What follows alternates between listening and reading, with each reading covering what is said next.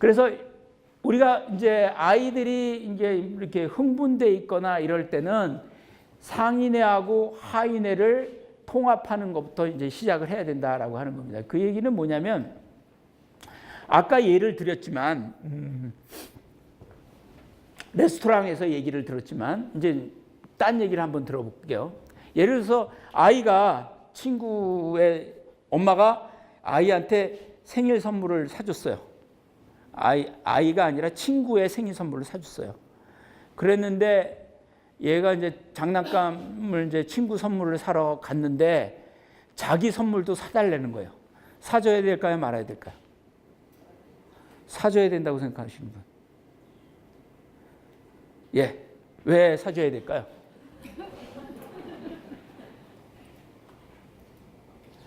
사주면 안 된다는 거 생각하시는 분? 그렇죠? 대답하기 싫어가지고. 둘 다 맞습니다. 왜 맞을까요? 예를 들어서 친구 선물을 사줬는데 이 선물이 자기가 없는 거야. 그러니까 자기 아들이 없는 선물을 친구 선물이라서 사줬어요. 그러면 어떨까요? 얘가 사달라는 건 당연하겠죠. 그거는 어디서 비롯된 걸까요? 질투에 의해서 비롯된 겁니다. 그건 어디서 비롯된 걸까요? 감정에 대해서 비롯된 거죠. 이거는 해결해 줘야 돼요. 감정에서 비롯된 것은 해결해 주지 않으면 방법이 없습니다. 그러니까 그 친구 건데 선물을 사줬는데 자기가 없는 거는 2개 사줘야 돼요. 질투를 일으키는 거기 때문에. 근데 이 선물이 이걸 얘기해서 하나 더 갖고 싶어. 그래서 뗐으면 그거는 들어주면 안 되는 거죠. 그렇죠? 바로 그런 겁니다. 그래서 우리가 상인애와 하인애를 통합하라고 하는 의미는 뭐냐면 아이들에 가서 아까도 말씀드렸다시피 솔루션을 밑에부터 시작을 하려는 거죠. 그래서 아이들이 예를 들어서 레스토랑에서 때를 쓰면 생리적인 것을 충족을 시키고 여기가 낯설지 않고 안정된 데야라는 것을 놀게 한다든지 그래서 안정된다라고 하고 그걸로도 해결을 안 되면 엄마 편이다라고 하는 것을 일으키고 그것도 아니고 일부러 그러는 거라고 그러면 어떨까요? 그럴 때는 이제 말하자면 그대로 놔둬야 되는 거겠죠? 아니면 엄마가 얼굴을 안 보는 거죠. 그래서 상인의 짜증은 협상하지 마라. 하인의는 어떻건 들어주려는 겁니다. 그렇죠?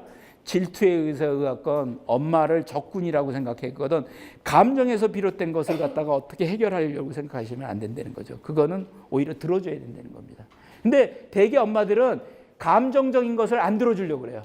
근데 감정적인 것은 물어주는 겁니다. 그러니까 일부러 하는 것일 경우에 일부러 2차적인 개인인 거 외에는 안 들어주지만 그 외의 것들은 자기가 지금 기분이 나빠서 하는 건 들어줘야 되는 거예요. 그리고 엄마가 지금 적군처럼 느껴가지고 나빠. 그건 엄마가 아군이 되게 해줘야 되는 거예요. 해결해 줘야 된다는 거죠. 그래서 감정이나 본능에 내 것은 해결해 줘라.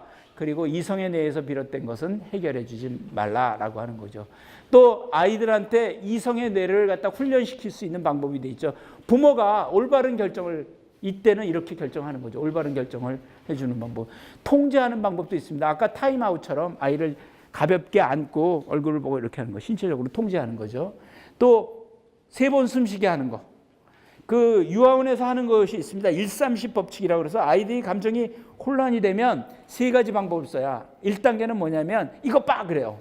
이것 봐 그러면 갑자기 이게 뭐야? 그러고 버리죠. 대개 그러면 감정이 가라앉는데 2번째는 3번 숨쉬게 하는 거죠.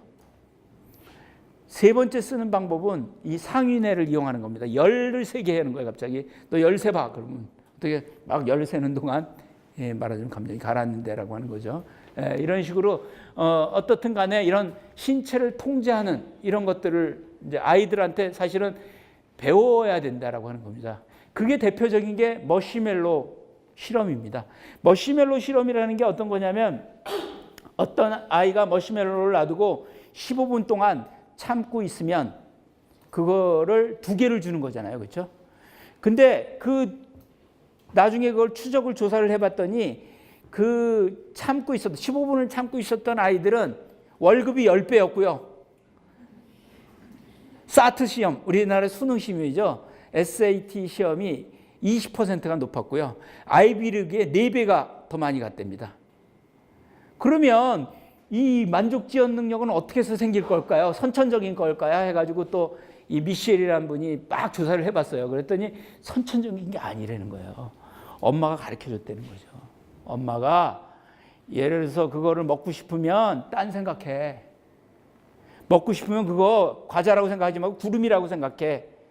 아니면 3번 숨 쉬어. 아니면 딴 천장을 봐. 눈을 감어. 이렇게 가르쳐준 아이들은 다 통과했다는 거예요. 그런 거죠. 그러니까 이제 그런 의미에서는 이렇게 아이들한테 신체를 통제하고 감정을 하는 것을 가르쳐 줘야 된다라고 하는 거죠. 그리고 자기 감정을 아는 것도 상당히 중요합니다. 아이들한테 예를 들어서 컴퓨터를 하다가 아이가 막 숙제를 안 해서 엄마가 팍 화냈어요. 그러면 아이가 흥분돼 가지고 뭐 공부하러 안 들어가겠죠. 근데 엄마가 그러는 거야. 너 내가 컴퓨터 못하게 해서 화났지? 이렇게 얘기를 하면 아이 감정이 가라앉는다는 겁니다. 그 감정, 특히 유아 같은 경우에는 자기가 지금 흥분되고 자기가 지금 막 혼란스러운 게 뭐 때문에 그런지를 모른다는 거죠. 이게 화난 감정인지 이게 슬픈 감정인지 이게 나가 분노하는 감정인지를 모른다는 거죠. 근데 엄마가 너 화났구나. 그러면 그 불확실성이 없어지기 때문에 감정이 가라앉는다는 거죠. 그래서 아이들한테 해주는 대표적인 것이 한 게 아니라 아이한테 너 화났지? 이런 식으로 인식을 시키는 것도 중요하고요. 그림책이나 역할놀이를 통해서 기분 나쁘고 슬프고 뭐 화나고 분노하고 질투나고 이런 것들을 갖다 하나하나 배우게 하는 것도 상당히 중요하다는 거죠. 공감 능력도 상당히 필요한 거겠죠. 공감 능력이라고 하는 것은 어렸을 때부터 생깁니다. 뭐 여러분 아시겠지만 사실 이 걸음마 시기의 아기들도 공감 능력이 있습니다. 예를 들어서 그 실험을 대표적인 실험이 어떤 거냐면 무거운 것을 가구를 이렇게 낑낑낑 하는 모습을 아이한테 보여줬어요. 이 걸음마 아이한테 보여줬어요. 걸음마 아이는 어떻게 했을까요? 엄마를 툭툭 치면서 저거 도와달라고 막 툭툭툭 때렸어요. 12개월 이전 아이한테 그랬더니 어떨까요? 12개월 이전도 공감 능력이 있다는 거예요. 그래서 12개월 이전의 아이들은 막 운다는 거예요. 갑자기. 해결할 방법이 없으니까. 근데 걸음마 하기만 하더라도 해결 방법이 좀 엄마한테 도와달라고. 지는 못 도와주니까 도와주라고 이렇게 한다는 거죠. 그래서 이 공감 능력을 가리키는 거라든지 도덕성, 이를 가리키는 것들도 그림책이나 역할놀이 통해서 이런 것들을 가리킨 것이 결국은 아이들 훈육에는 상당히 도움을 줄 수 있다라고 하는 거죠.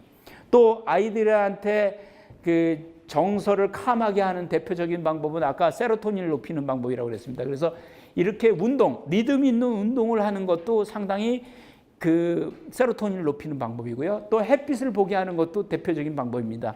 또 음식도 있죠. 세로토닌을 높이는 거. 트립토판이라고 그래서 우리가 이제 바나나, 우유, 콩, 등푸른 생선, 견과류 이런 데 많은 겁니다. 트립토판은. 그래. 그런 걸 먹으면 유일하게 도파민이나 이런 거, 노르에피네프린이나 이런 것은 음식에 의해서 변화가 별로 없는데 유일하게 세로토닌은 음식에 의해서 변화가 있다는 거죠. 그래서 이것은 음식으로 먹이는 것도 상당히 효율적인 그런 방법입니다. 그래서 어떻든 몸 운동이라고 하는 것은 정서를 안 지키는 데 상당히 중요하다. 또 우유처럼 칼슘이 많은 음식들도 상당히 정서를 안지시키는데 훈육을 하는데 이제 도움을 줄 수 있다는 거죠.